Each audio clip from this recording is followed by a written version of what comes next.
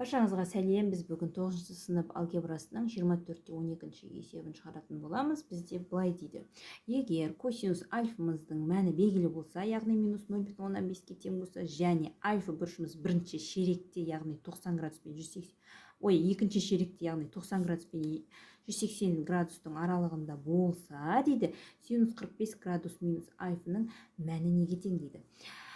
Яғни бізде бұл жерде білуіміз керек, синус альфа минус беттаны ашқан кезде бізде міндетті түрде косинустың мәні керек болады, яғни косинус альфаның мәні керек болады.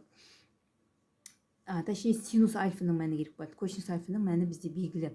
Енді біз синус альфаның мәнін табу үшін бізде мынандай формула бар. Білеміз, синус пен косинустың квадраттарының қосындысы, яғни синус квадрат альфаның косинус квадрат альфаға қосқан кезде бізде ол бірге тең болады.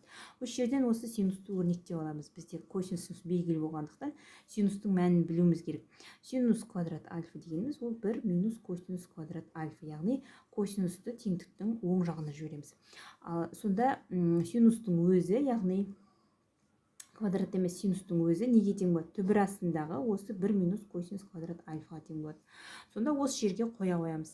Синус альфа дегеніміз ол бір азайтылған минус 0,15-тің квадраты. Енді бізге табу керек болады 1 минусымыздың квадраты, яғни бізде дәрежеміз жұп болса, минусымыз плюске айналып кетеді. 0,15-тің квадраты бізде 0,125-ке тең.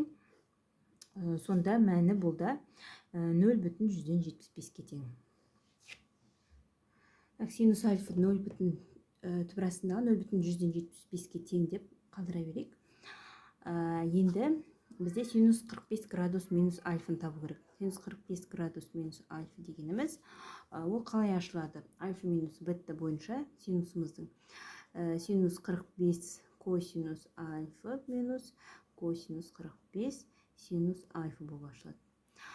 Бұл жерде синус 45 дегеніміз бізде 2-ден түбір асты 2-ге тең. Косинус альфамыз бізде минус 0,15-ке тең, немесе минус 2-ден 1 деп жазақ. 0,15-ті бөлшекке айналдырғанда минус косинус 45 градус бізде 2-ден түбір асты 2-ге тең, және көбейтілген синус альфамыз бізде түбір астындағы 4-тен 3 деп жазайық. 25 көтен 25, 175 болып, 4-тен 3 болып тұрады. Сонда бұл жерде не көріп отырық? Яғни наны да біз бөлшекке айналдырып жібердік. Енді минус болады мұнда. 4-тен түбір асты 2 болады. Азайтылған. Так, мұнда не шығады? 2-ден түбір асты 3 көбейтілген. Мұнда 2 шығады түбірдің сыртына. Және түбір асты 3 өзі қалады. 2-ден түбір асты 3. Яғни 4-тің түбір асты 2 минуспен қала береді де. Мұнда 4 болады. 2 мен 2 көбейтіліп, түбір асты 3 пен түбір асты 3 көбейтілсе, бізде 3 болады. Түбір кетіп қалады. Бірдей санды көбейтіп атқасын жерде. Және бізде ортақ бөлімі 4, алымында минус түбір асты 2, минус 3 деп жаза қоямыз. Келесі екіншісінде дәл біріншісіндегідей біз косинус альфамызды тауып аламыз. Косинус альфамызды қалай табамыз? Ол 1 минус синус квадрат альфаның түбір астындағысына тең.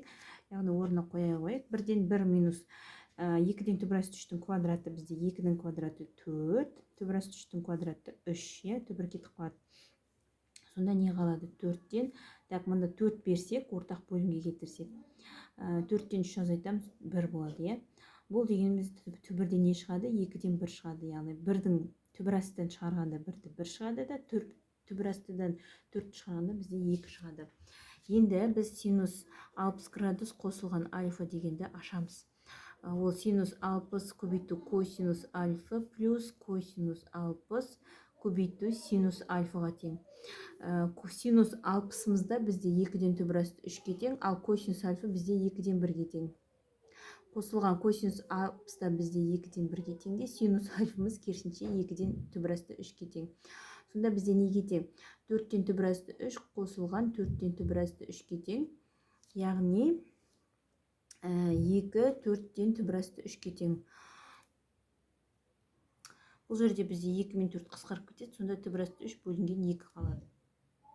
Келесі бізде үшіншісі, косинус альфаның мәні белгілі, синус альфамызды тауып алайық. ол дегеніміз 1 минус косинус квадрат альфаның түбір астындағысына тең. Бұл жерде 1 минус, минустың квадраты плюс болады, 2-нің квадраты 4 болады, түбір асты 3-тің квадраты 3 болады. Яғни дәл жаңағындай бізде не шығайын деп тұр? 4-тен 1 түбір астындағы, яғни 2-тен 1 шығайын деп тұр. Сонда косинус 60 градус плюс альфаны ашқан кезде бізде косинус 60 косинус альфа азайтылған синус 60 синус альфа болып ашылады. Косинус 60-та мәніміз 2-ден 1-ге тең.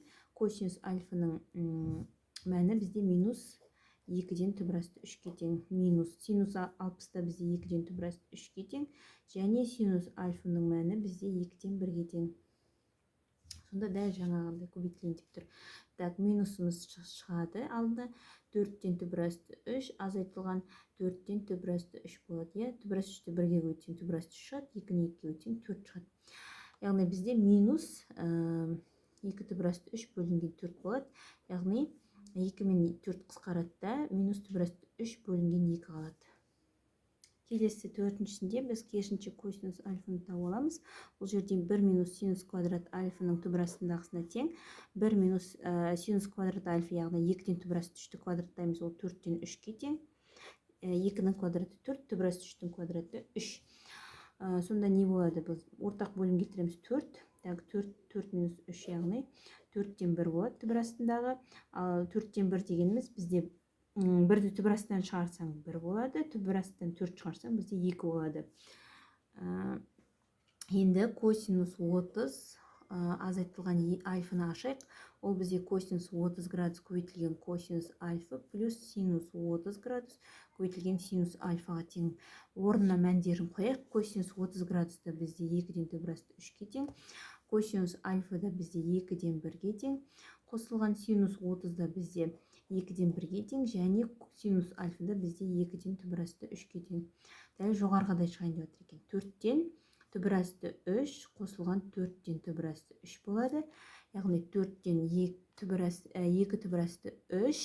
Бұл жерде 2 мен 4 қысқарады да, 2-ден түбір асты 3 қалады.